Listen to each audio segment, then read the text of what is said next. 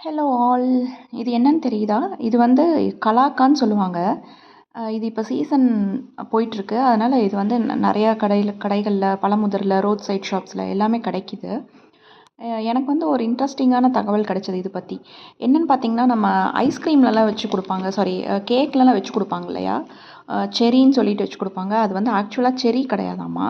இந்த கலாக்கா தான் வந்துட்டு ப்ராசஸ் பண்ணி, அதாவது நல்லா ஸ்வீட்ல போட்டு ப்ராசஸ் பண்ணி, கலரிங்லாம் பண்ணி, இத வந்து செர்ரின்னு சொல்லி நம்மளுக்கு குடுக்குறாங்க.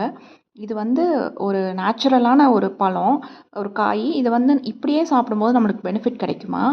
இல்ல அ அந்த மாரி கலரிங் அதில எவ்ளோ ரெட்டிஷ்ஷா இருக்கு. அந்த அளவுக்கு ரெட்டிஷ்ஷா கொண்டு வரணும்னா, அதில எவ்ளோ கலரிங் போடுவாங்க. அந்த கலரிங் போட்டு அதில இது வந்து கொஞ்சம் துவர்ப்பா தான் இருக்கு சாப்பிட்றதுக்கு. லைட்டா துவர்ப்பாவும் இருக்கு. கொஞ்சம் கசப்பாவும் இருக்குன்னு வையுங்களேன்.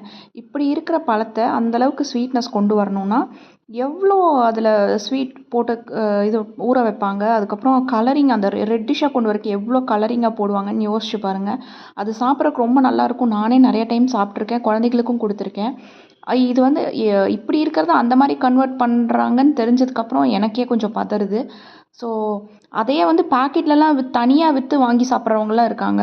என்னைக்காவது அக்கேஷனலா சாப்பிட்றது கூட ஓகே.